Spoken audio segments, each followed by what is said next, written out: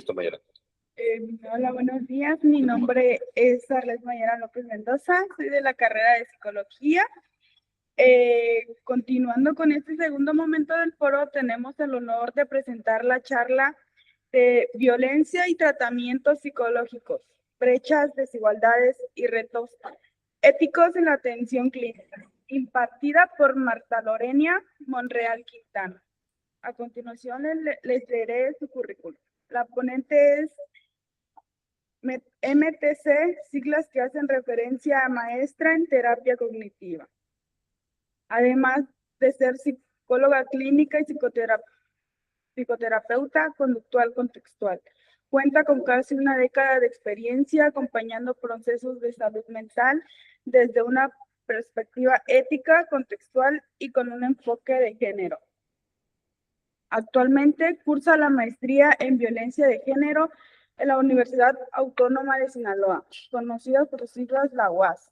También posee formación especializada en análisis funcional de comportamiento por SAFE, Sociedad para el Avance del Estudio Científico del Comportamiento, y en terapias contextuales por el Instituto ACT en España. Además, se desempeña como codirectora general de SAFE, donde trabaja en el acompañamiento psicológico y la promoción de la salud mental con perspectiva de equidad de género. Le damos la más cordial bienvenida y agradecemos su participación en este foro. Hola, hola, muy buenos días, muchas gracias por tan bonita presentación. Voy a permitirme compartir unas diapositivas, si les parece bien, para...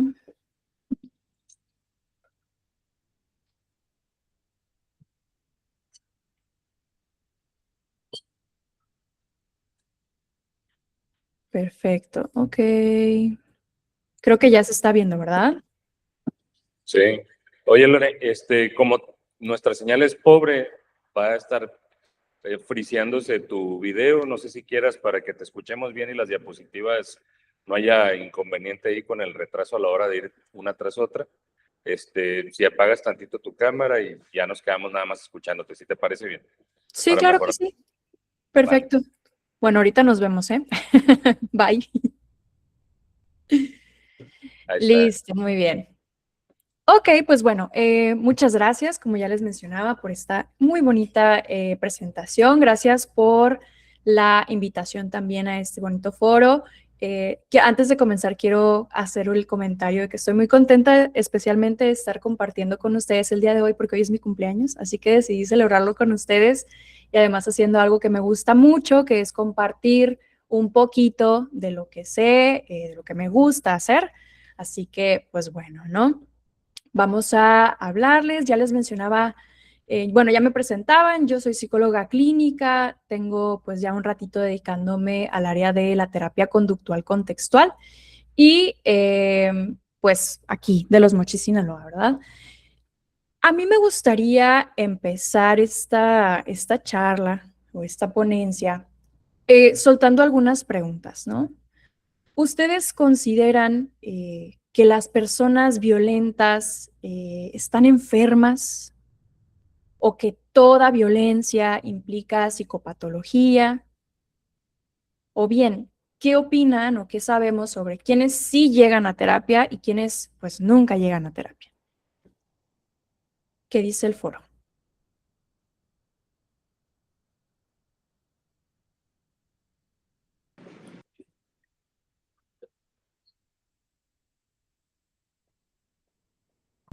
Híjoles, está Escucho un micro difícil. abierto, pero...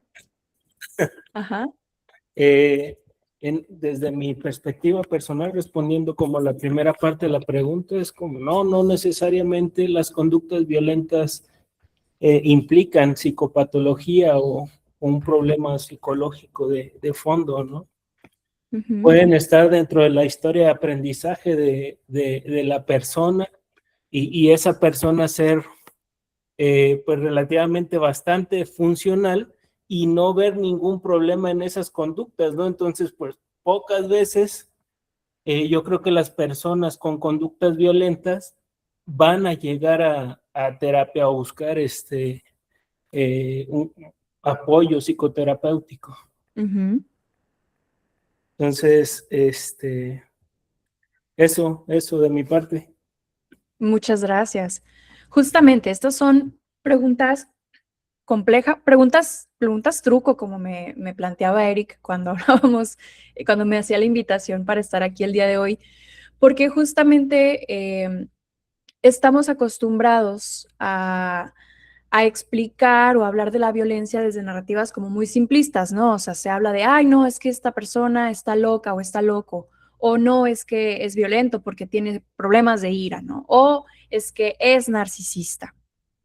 Y pues estas explicaciones muchas veces hacen, bueno, individualizan el problema, hacen invisible lo social, estos aspectos del contexto, como ya mencionaban ahorita, ¿verdad? Del entorno, que es muy importante, y también despolitizan la violencia, ¿no? Entonces, desde mi punto de vista, la violencia pues no se puede comprender únicamente desde la psicopatología, porque reducirla a un trastorno individual pues simplifica un fenómeno que es mucho más complejo, ¿no? Es un fenómeno relacional, aprendido, contextual, que además está atravesado por el género, el poder, la desigualdad y la cultura, ¿no? O sea, temas muy, muy importantes eh, cuando hablamos de seres humanos, ¿no? Entonces, claro, ¿no? Si bien en algunos casos pueden existir variables clínicas que están presentándose, ¿no? Como ya sea dificultades para la regulación emocional, historia de trauma, o bien el consumo, el abuso de sustancias, ciertos patrones conductuales, etcétera, pues no, la violencia no surge en el vacío ni tampoco se puede explicar por un solo diagnóstico, ¿no? O sea, decir que la violencia es un fenómeno que más bien es relacional, implica entender que ocurre dentro de vínculos y dinámicas que son interpersonales, que además la violencia tiene una dirección, una función y un contexto social en donde se ejerce.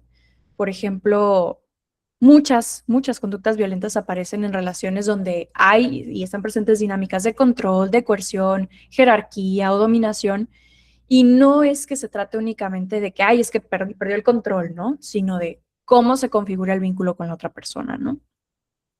También hay que saber y reconocer que es un fenómeno aprendido, ¿no? O sea, hay teoría del aprendizaje, el análisis conductual, sabemos que las personas aprenden formas de relacionarse, observando modelos, recibiendo reforzamiento, creciendo en contextos donde ciertas conductas se van normalizando.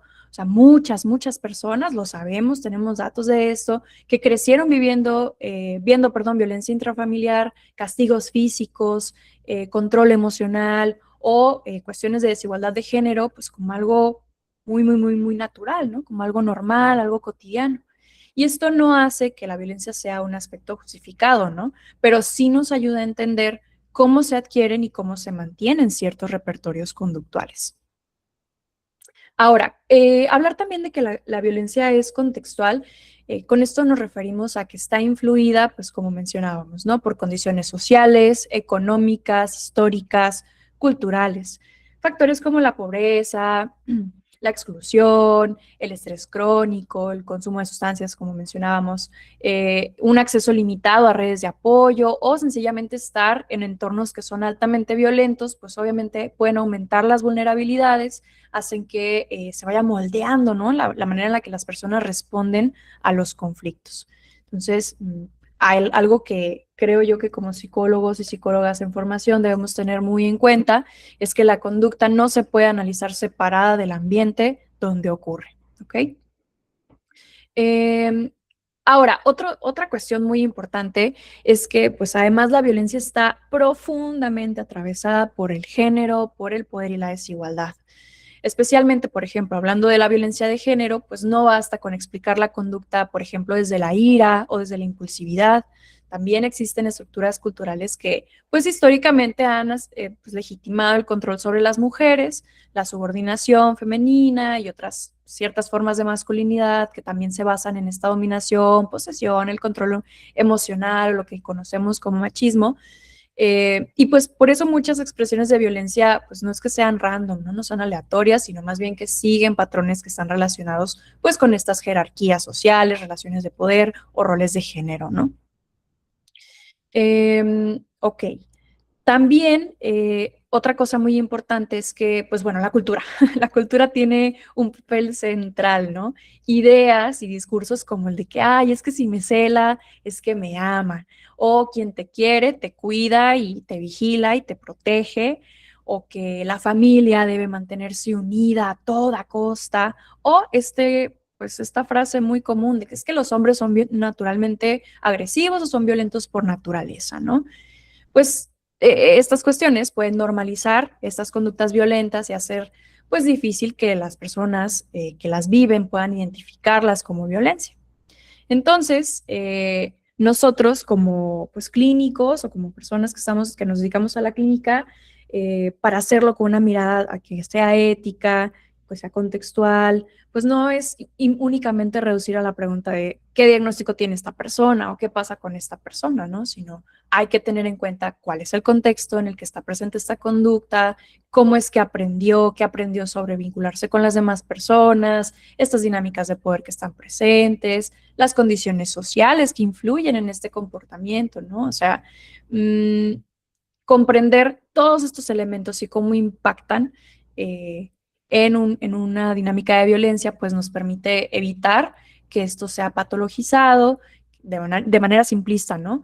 Y entonces que podamos construir intervenciones psicológicas, pues que sean mucho más críticas, que sean éticas y sensibles al contexto social, como ya mencionaba anteriormente. Ahora, ya hablábamos también, ¿no? O sea, la violencia entonces es una psicopatología, pues bueno, hay que tener mucho cuidado con esto de patologizar o medicalizar, individualizar todas las conductas violentas, ¿no? No toda violencia implica un trastorno mental. Incluso, ¿no? O sea, la mayoría de las personas con trastornos mentales incluso pueden no ser violentas. Y también gran parte de la violencia ocurre sin diagnósticos psiquiátricos, ¿no? Entonces, también estamos como muy acostumbrados a escuchar, o bueno, de repente hablo por mí, ¿no? Me toca ver esto a veces en redes sociales, o a veces escucharlo en consulta, ¿no? Como de, es que es agresivo porque tiene TLP, o lo mismo, ¿no? Es violento porque tiene problemas con la ira, o es que esos celos así cañones intensos forman parte de su ansiedad, es porque tiene ansiedad. Entonces, irnos con esta línea puede hacer pues caer en justificar conductas que no deberíamos de justificar, o bien vamos minimizando responsabilidades e invisibilizando estas dinámicas que se presentan a veces en las relaciones, ¿no? Entonces, hay que tener en cuenta también, como mencionaba hace un momentito, ¿no? La historia de aprendizaje y el papel tan importante que tiene. Muchas personas crecen o han crecido en contextos donde la violencia pues era utilizada igual, ¿no? Ya sea como una forma de disciplina, yo creo que aquí sí me voy a atrever a generalizar que todos hemos tenido una experiencia con la chancla, con los cintarazos, ¿no? O sea, y era una señal de disciplina. El control o bien para solucionar o la resolución de conflictos.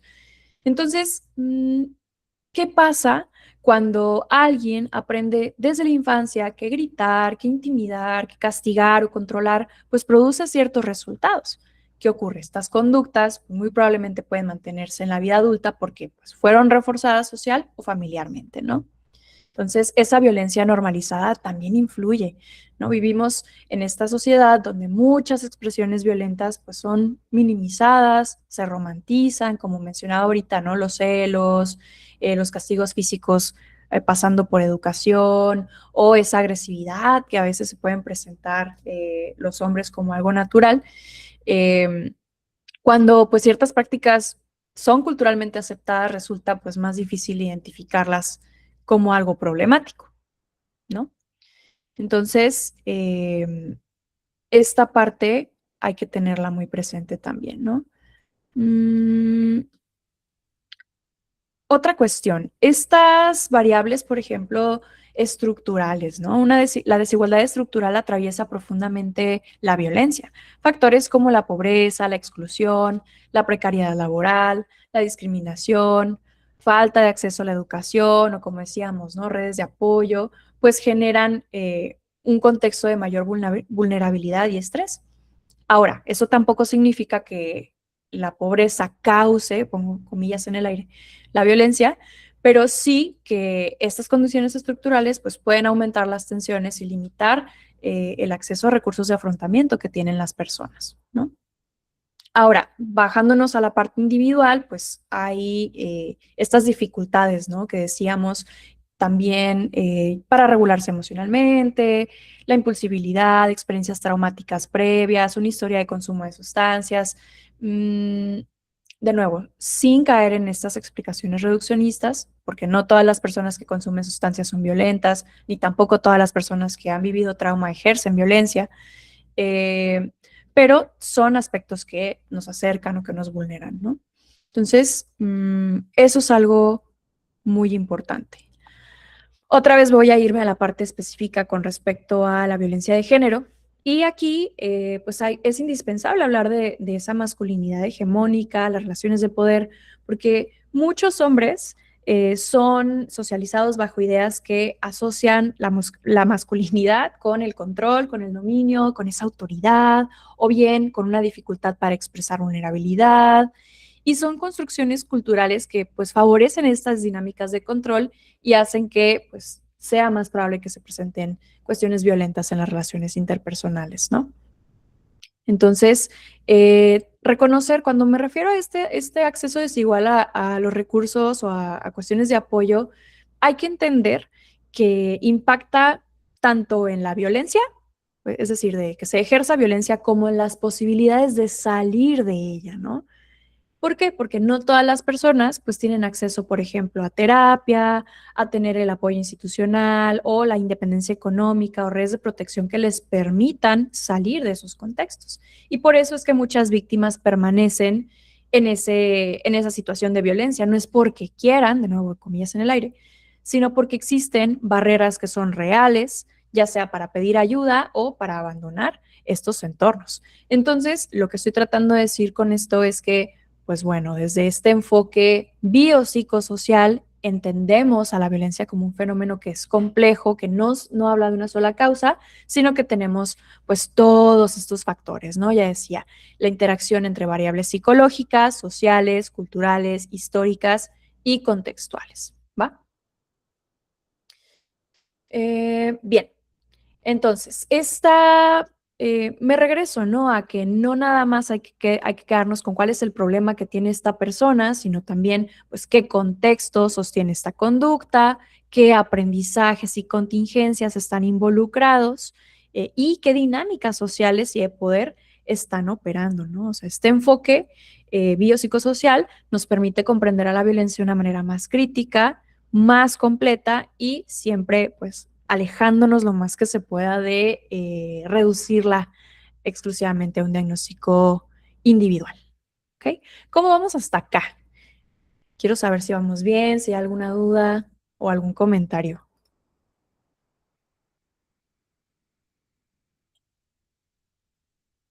¿Todo en orden? Perfecto. Muchas gracias. Ok, entonces, vamos hablando de las brechas y desigualdades en el acceso al tratamiento psicológico, porque, pues bueno, ¿no? De repente ya les mencionaba, es bien común decir, oye, es que, pues, como, ¿por qué estas personas no van a terapia, no? ¿Por qué no se atienden, etcétera? Y pues hay que considerar que el acceso al tratamiento psicológico también está atravesado por privilegios, ¿no? O sea, no basta con decir, ve a terapia. ¿Por qué? Porque la terapia cuesta, porque requiere tiempo, porque además requiere transporte, privacidad, seguridad, apoyo familiar, conexión a internet, no sé, ¿no? O sea, mucha psicoeducación emocional, etcétera. Entonces, vamos pensando, ¿no? O sea, ¿quién tiene más riesgo de abandonar la terapia? ¿Quién puede pagar atención privada? ¿Qué mujeres no pueden pedir ayuda? ¿Qué pasa con las mujeres en las comunidades rurales? ¿Qué pasa con la población LGBTIQ+? ¿Qué pasa con las víctimas que son económicamente dependientes de sus victimarios, ¿no? Entonces, hay muchísimas brechas que nosotros tenemos que ser sensibles a ellas, ¿no? Al momento de tanto ofrecer nuestros tratamientos psicológicos como incluso como el día de hoy estar hablando de estos temas que son tan delicados, ¿no? Entonces, hablábamos de esta brecha económica, ¿no? O sea, decíamos, muchas personas no pueden pagar su terapia, suspenden los procesos por dinero o sencillamente priorizan sobrevivir antes que, pues, su salud mental o psicológica, ¿no? O sea, personas que tienen que utilizar ese dinero para comprar su comida, para cubrir gastos de escuela, de materiales, no sé, de educación con sus hijos, que sencillamente tienen otras necesidades básicas que cumplir previo a esto. Y eso es algo que tenemos que tener muy en cuenta antes de pues estar trabajando con estos temas, ¿ok? Ahora, también hablamos de la brecha de género, ¿no? Y es que en los casos, y es que lamentablemente estas situaciones de violencia de género, el simple hecho de reconocer, de ser conscientes de que lo que se está viviendo es violencia, ya es todo un gran tema, ¿no? O sea, no todas las personas saben identificar, no tienen acceso, por ejemplo, a veces a estos recursos, ¿no? Como el saber de un violentómetro, de saber cuáles son los derechos de las mujeres. Entonces, el simple hecho de reconocerlo, ahí ya tenemos una brecha, ¿no? O sea, una laguna. Ahora, otra cosa, una vez que saben o que lo pueden reconocer, que han aceptado incluso que quizás deberían recibir ayuda psicológica, pues, ¿qué ocurre? Que no pueden acudir sin permiso. A veces, ojo, no nada más estoy hablando a veces de la pareja, ¿no? Pero es de lo más común, sino también de los padres, ¿no? O sea, no pueden si no tienen permiso, o bien son vigiladas, ¿no? A un grado en el que lo mismo, ¿no? El separarse por 1 hora, 50 minutos em, de sus entornos cotidianos, pues parece imposible, menos hablar, ¿no? De cosas que pasan ahí dentro de casa. Otra es que dependen económicamente del agresor y pues vienen todas estas preguntas y dudas, ¿no? O sea, al no tener esta independencia económica es como, ¿para qué quieres ese dinero? ¿Para qué quieres ir para allá? Y pues bueno, hay esta brecha. O sencillamente, y ese es uno de los puntos que a mí me causa, mucha frustración, mucha impotencia, que es que muchas mujeres son revictimizadas recibiendo atención. Y es por eso que también me gusta que hablemos de estos temas como psicólogos, porque no siempre somos como que ese primer contacto, ¿no? De una persona pidiendo ayuda. Me ha tocado conocer de algunas experiencias de personas que, no sé, están en el hospital y que pues llegan con lesiones graves, ¿no? Víctimas de violencia física, o que más bien acuden a cualquier instancia gubernamental y las personas que se encargan de recibir, atender o que en teoría tendrían que dar ese primer apoyo, ser ese primer contacto, pues ¿qué es lo que reciben estas personas, estas mujeres? No, pues todo lo contrario, ¿no? que, que sí que se les juzga, que no se les cree, pero bueno, ¿qué hiciste tú? Pero, ay, es que, o bien, ¿no? Van 5 veces que vienes en el mes, entonces, pues tú también quieres estar ahí. O sea, y ese tipo de comentarios los reciben de personal de salud. Entonces, es muy importante y muy valioso que nosotros y nosotras seamos sensibles a esto y que sepamos cuál es el camino a seguir, ¿no? Hay normativas en nuestro país que nos ayudan a saber cuál es el mejor camino para actuar en estos casos. Así que, bueno, eso es algo que hay que tener muy en cuenta, ¿no? Otra brecha es esta brecha que le llamamos brecha institucional, ¿no? O sea, problemas comunes que pues hay pocos servicios públicos, o sea, de verdad es que hay pocas instancias que hablen, bueno, me voy a atrever a decirlo así, muchos de nuestros servicios públicos hablan mucho de la violencia, como de esto, ¿no? ¿Cuáles son los derechos? ¿Qué es lo que se tiene que hacer? Pero la verdad es que pocos o bien están bien capacitados para atender estos casos o sencillamente tienen estas listas de espera enormes, una atención que está saturada. Bueno, esta falta de formación, por supuesto, en la violencia de género o igual, ¿no? Se patologiza el trauma y pues bueno, ¿no? Dejan a los usuarios con con muy poco recurso para afrontar la situación que viven. Y pues, ¿qué pasa, no? Se habla mucho de que las personas hagan conciencia y que sepan y que identifiquen si viven en entornos violentos o lo que está pasando, pero al momento del apoyo, de dar seguimiento, pues se atoran estos procesos.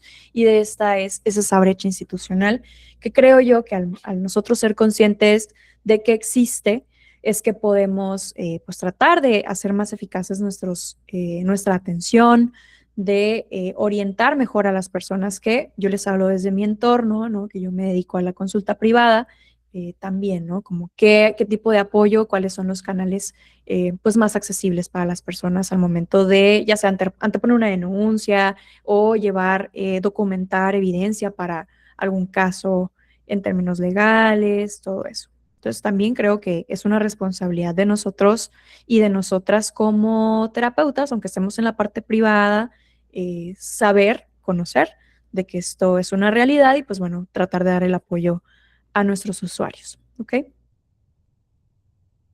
Ahora también, pues esta brecha cultural, ¿no? Porque no vamos a negar que a pesar de estar en el 2026, aún existen ideas como, no, es que la terapia es para locos, ¿no? O sea, la terapia es para locos, ni se diga, también el tratamiento farmacológico, también de que la violencia o las cuestiones así es en privado, ¿no? Estas cosas se arreglan en casa o el tema de, pues es que si sigue ahí es porque quiere, ¿no? Que es muy común. Entonces, como cultura aún tenemos un reto muy, muy, muy, muy grande en estos temas, en lo que respecta a la violencia, pero pues creo que pues no lo sé, ¿no? Nosotros aquí, tanto yo platicando con ustedes el día de hoy, a lo mejor ustedes escuchándome y aprendiendo de esto, pues vamos aportando nuestro granito de arena para que esto sea cada vez menor, ¿ok? Entonces, vuelvo a hacerles estas preguntas, ¿no? O sea, ¿qué pasa otra vez cuando la terapia solo está disponible para quien puede pagarla, ¿no? O bien, aviento otra pregunta, ¿la salud mental es realmente un derecho de los seres humanos? ¿Y qué papel tendríamos los psicólogos ante estas desigualdades estructurales? Me gustaría que reflexionáramos, ¿no? Como un poquito con esto. Porque, porque bueno, ¿no? O sea, otra vez, hablando de estos privilegios y de cómo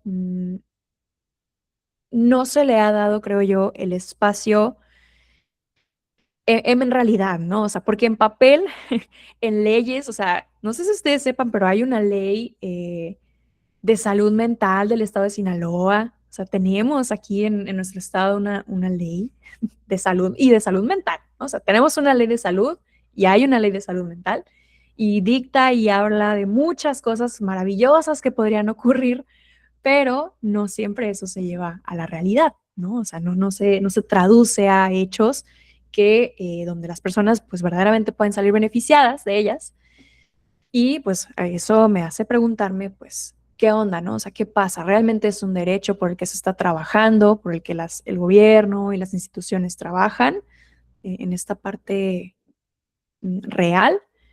Y pues, ¿qué podemos hacer nosotros, no? Ante estas desigualdades, ¿cómo nos podemos sensibilizar y también aportar, no? A esta parte. Ok, entonces, ¿cómo es que tendría que ser el tratamiento psicológico, ¿no? Ante la violencia? Por supuesto que hay, como ya decía, ¿no? Hay algunos protocolos, tenemos muchas pautas, ¿no? De las cuales nos podemos apoyar, pero vamos viendo qué es lo que necesita una atención que sea verdaderamente ética, ¿ok? En primer lugar, y me gusta siempre decirlo así, tal cual, primero, pues perspectiva de género, ¿ok? Mm, Entender estas dinámicas de poder, control, coerción, dependencia y la violencia simbólica en la que pues, estamos como súper, súper inmersos, es importante. También hay que ofrecer atención informada en trauma, ¿no? O sea, evitar esta parte, como ya mencionaba, de culpabilizar, revictimizar, cuestionar continuamente, que suele ser algo que otro tipo de servicios de repente ocurre, ¿no? Pasa en hospitales, pasa en, en las fiscalías, ¿no? O vicefiscalías. Entonces, más que trabajar con esto de la revictimización o estar cuestionando continuamente, pues podemos trabajar desde el brindar la seguridad, validación, herramientas o estrategias de regulación emocional para la persona y que pueda reconstruir su autonomía, ¿no? Después de vivir un hecho violento, ya sea ahora sí que en una sola exhibición o que tenga tiempo, ¿no? En una dinámica como estas. Como hablaba también hace un ratito, pues tener un enfoque contextual y funcional, ¿no? ¿Por qué? Porque sabemos que las conductas violentas también se aprenden y se van reforzando socialmente, como los factores culturales de poder y desigualdad, pues están influyendo en su mantenimiento. Entonces, si nosotros no tenemos una mirada, no echamos el ojito para allá, difícilmente vamos a dar una atención que sea verdaderamente efectiva, ¿no? Para estas personas. ¿Por qué? Porque ocurre que, de nuevo, las víctimas que están en estas situaciones de repente tienen estas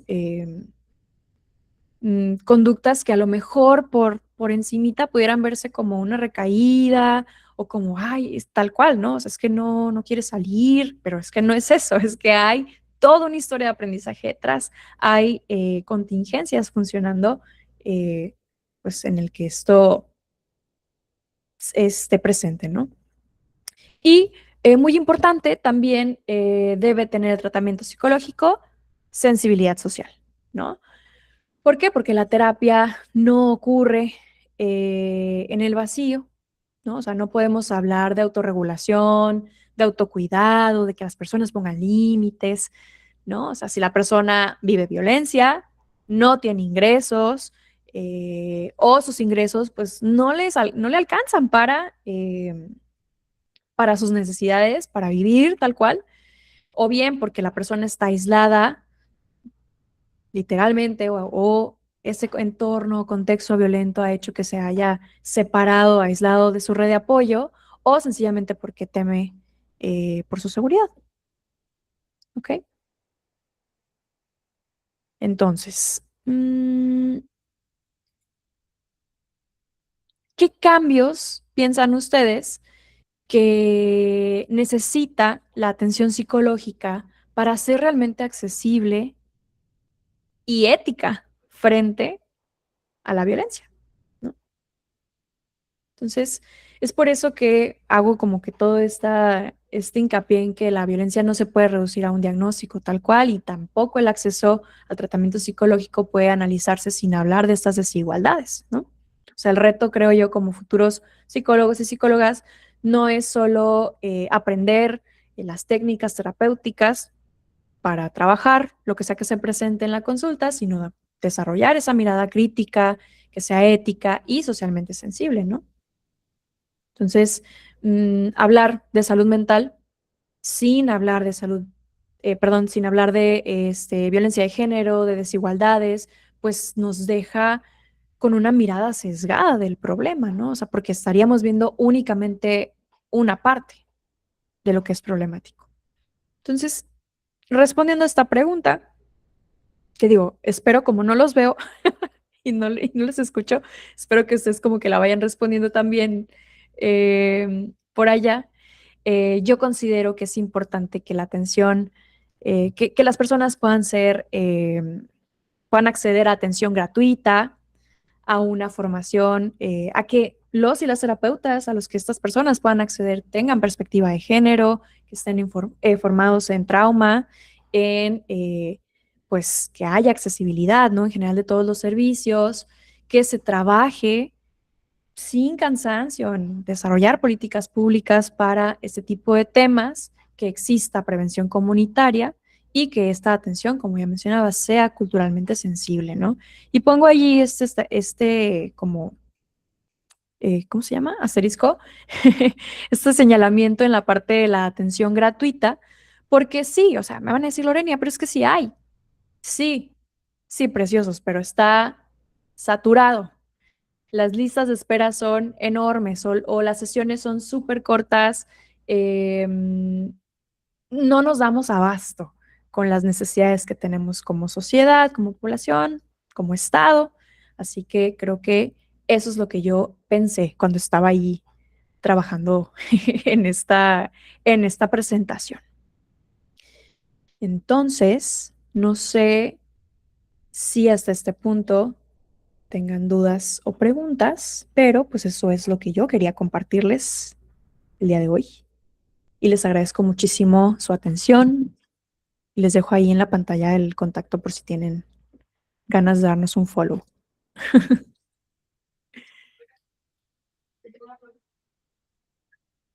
La moderadora nos va a moderar la parte de las preguntas. A ver, aquí tienen una pregunta.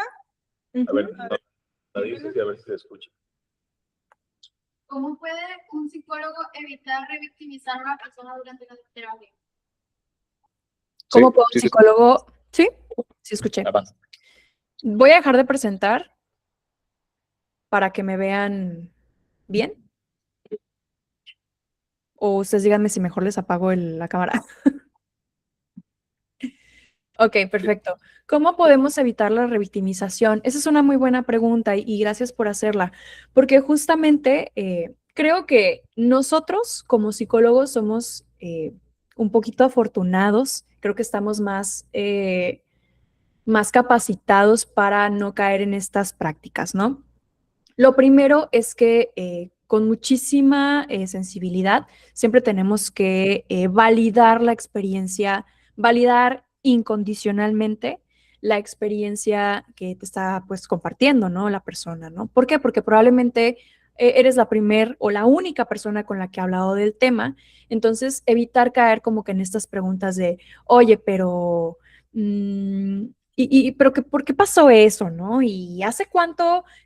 Sí queremos saber de repente hace cuánto que esto pasa, pero sí tendríamos que cuidar muchísimo la manera de llevar estas preguntas y más bien dirigir toda nuestra atención a validar, a tratar de, pues, indagar sobre redes de apoyo y más que enfocarnos en ese momento en resolver lo que sea que esté ocurriendo o extraer así a la víctima de su situación, es primero enfocarnos en que tenga las herramientas para salir, o sea, que pueda tener independencia económica, que se acerque a red de apoyo, dar información pues valiosa y no presionarle a tomar decisiones, ¿no?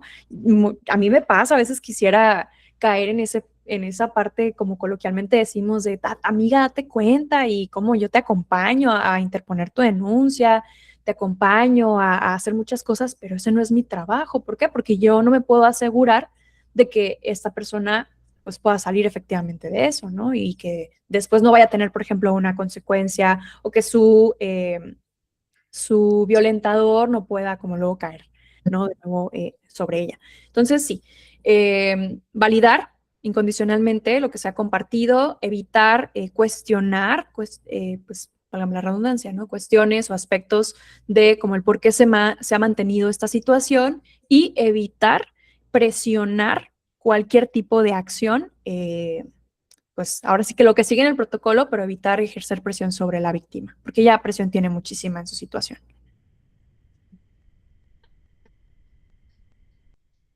Muy bien.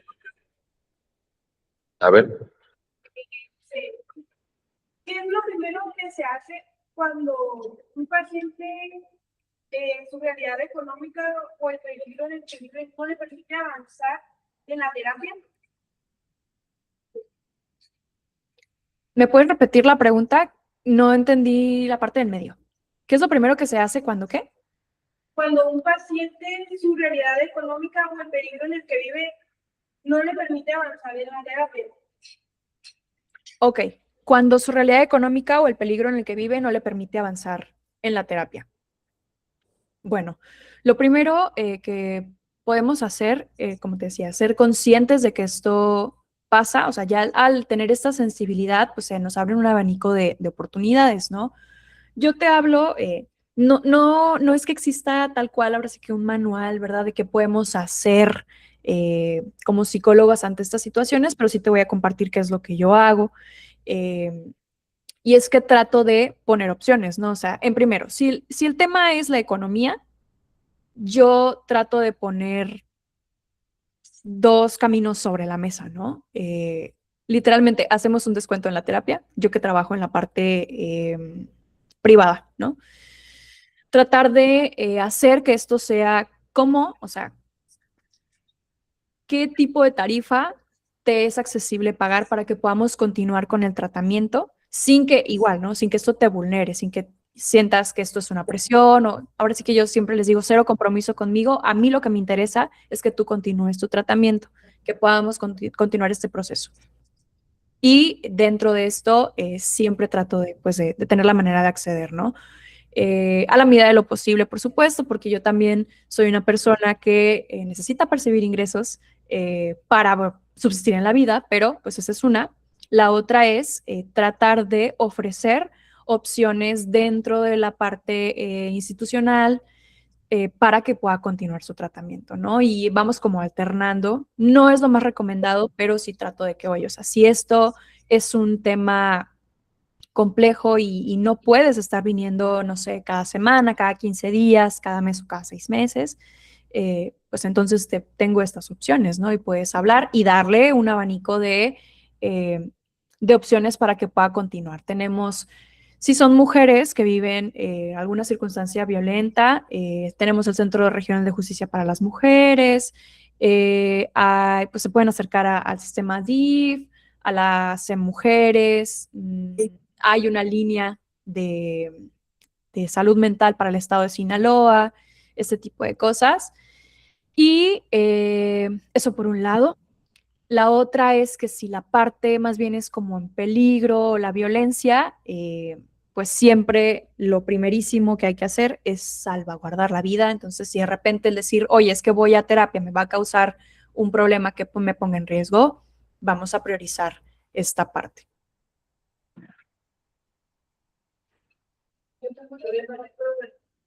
Mande. ¿Y quién primero? Pues la moderadora. Hola, Carmen. Tienen otra pregunta aquí. Ok. ¿Qué cambios ha observado en los últimos años respecto de igualdad? ¿Qué cambios se ha observado en los últimos años respecto a la igualdad?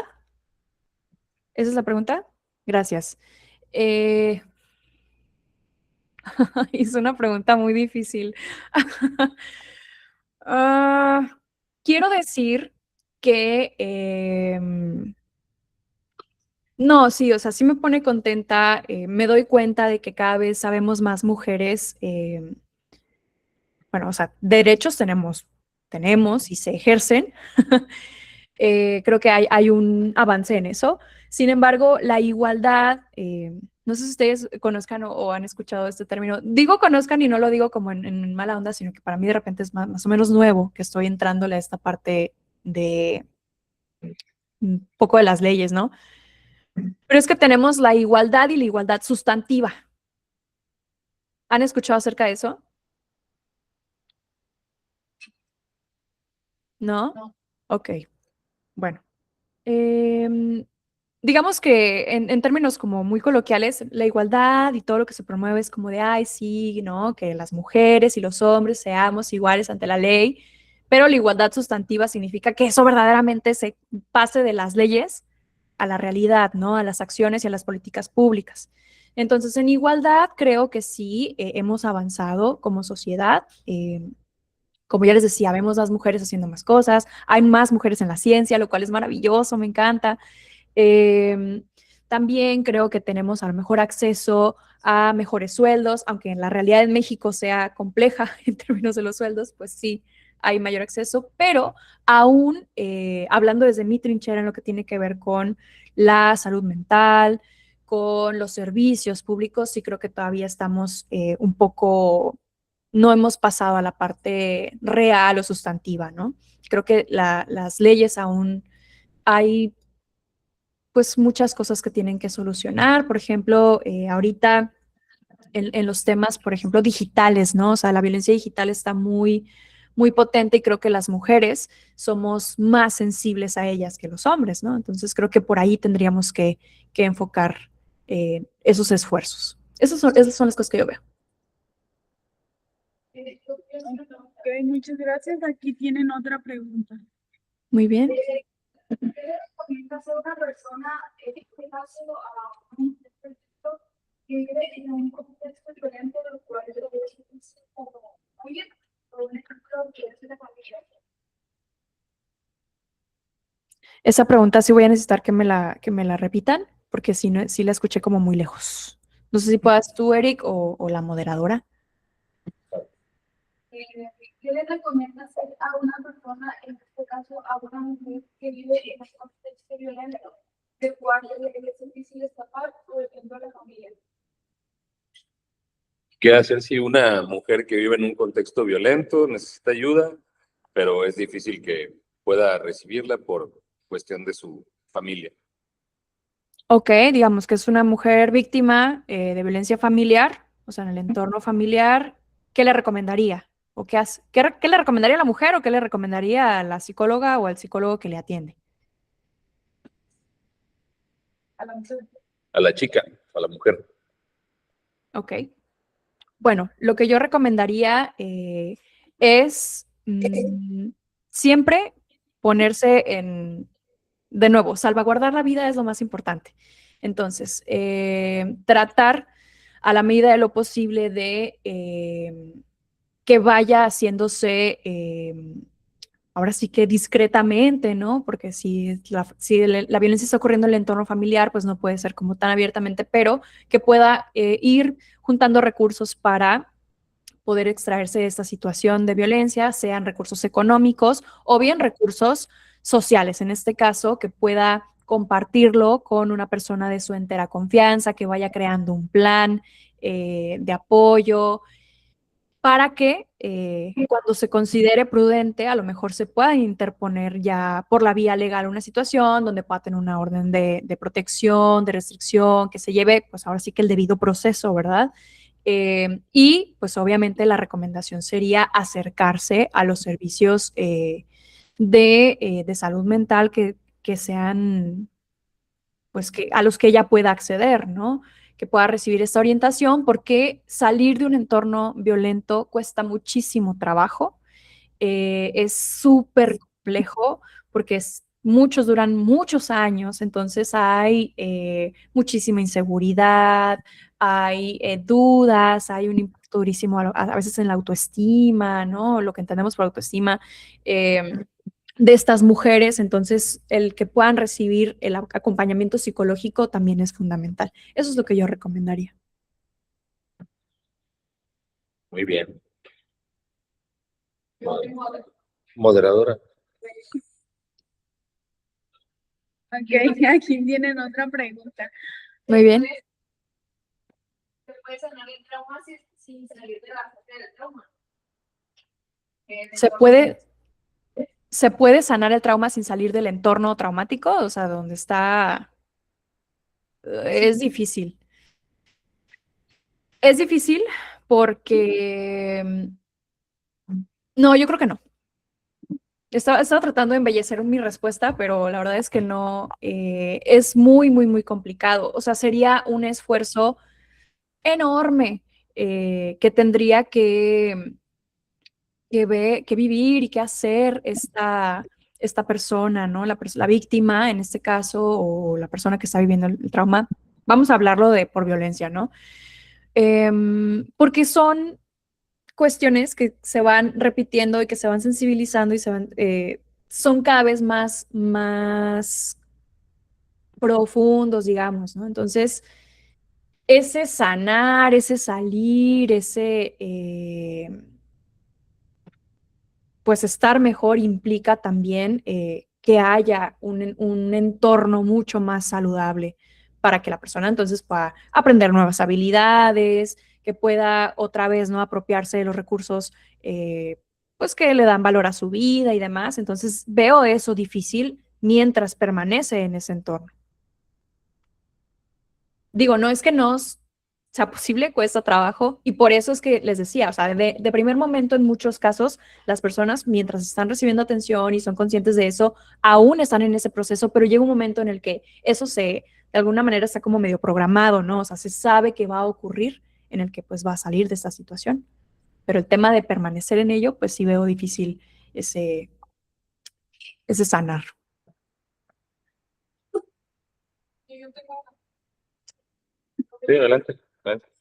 ¿En qué retos físicos y emocionales se enfrenta una psicóloga clínica al atender casos relacionados con violencia familiar, de género o abuso?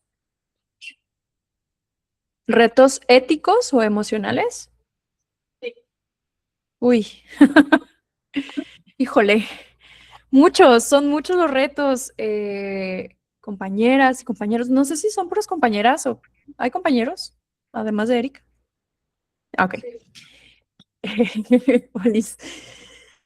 Sí hay muchos retos porque como ya les mencionaba hace un momento, ¿no?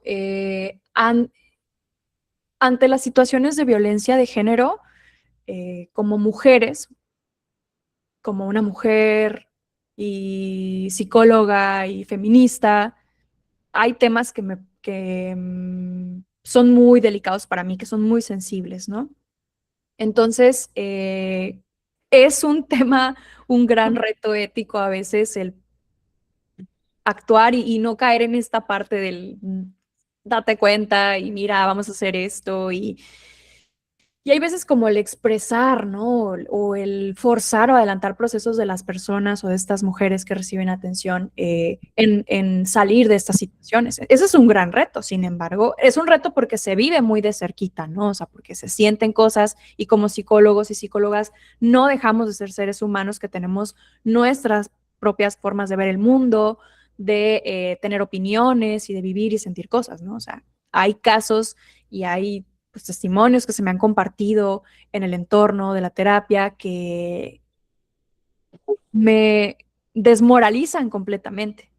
Pero eso no va a impedir, ¿verdad?, que yo haga bien mi trabajo y que yo no tenga como un primer elemento, o sea, como la prioridad más grande, el que esta persona reciba la mejor atención posible.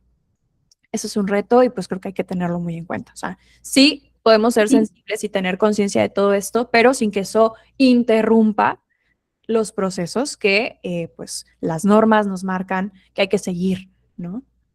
Como ya les decía, no adelantar, no presionar y pues no caer sin querer en esta parte que puede ser revictimizante. Ese es el reto. Ok, nos queda. Esa pregunta. ¿Alguien quiere hacer una pregunta por último? La gente está encerrada. ¿Cómo ayudan las terapias contextuales en el tratamiento psicológico de estas personas? ¿Cómo ayudan las terapias contextuales?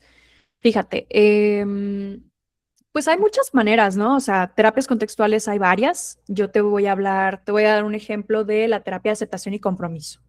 ¿Sale? La terapia de aceptación y compromiso, pues es una terapia conductual contextual y una de las principales cuestiones que como que caracteriza a ACT es que se centra en los valores y que busca un cambio o modificación en la conducta. Entonces, eso es un elemento para este tipo de casos que es súper, súper importante, porque usualmente las personas que viven violencia, por ejemplo, ya les decía, ¿no? Son aisladas de los entornos de sus seres queridos, de apoyo, redes de apoyo y de todo esto. Han abandonado completamente a veces cuestiones que disfrutan, han perdido el sentido de la vida porque pues viven, ¿no? O sea, bajo aspectos violentos muy, muy, muy fuertes. Entonces, ACT, por ejemplo, es muy buena porque de allí, de encontrar ese valor, de que la persona pueda reconectar con eso que considera importante, valioso, esos entornos que le dan gratificación, que le dan vida a su vida, pues nos podemos agarrar para que se desarrolle este cambio de conducta, ¿no? Y que a lo mejor pasos que pueden ser de mucho temor, como el, bueno, busco un trabajo, busco la manera de ser independiente económicamente o acudo a la autoridad a poner mi denuncia, me asesoro legalmente, todo esto, que puede dar muchísimo temor y muchísima ansiedad, pues cobra mayor sentido si sé que me va a llevar a esa vida que yo quiero vivir, por ejemplo. Es un ejemplo de la terapia de aceptación y compromiso, pero pues también hay otro tipo de procesos que se viven en terapia. Por ejemplo, se entrenan habilidades de regulación emocional, que es uno de los aspectos como más importantes de la terapia dialéctico-conductual o DBT.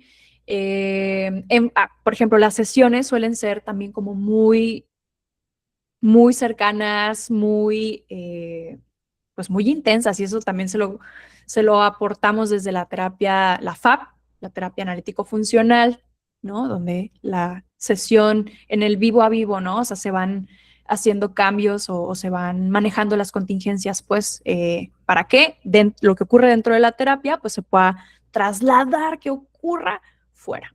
Entonces, eso es lo que se me ocurre con respecto a las terapias contextuales.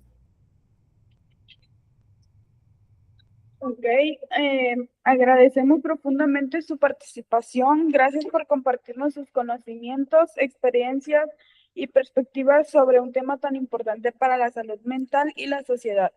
A nombre de todos los presentes, muchas gracias por acompañarnos y enriquecer este espacio de aprendizaje. Muchas gracias a ustedes. A ver, les voy Ay, a poner foto. Ay, gracias. Muchas gracias. No, yo encantada de estar aquí compartiendo. Muchas gracias por todas sus preguntas. Me encantaron.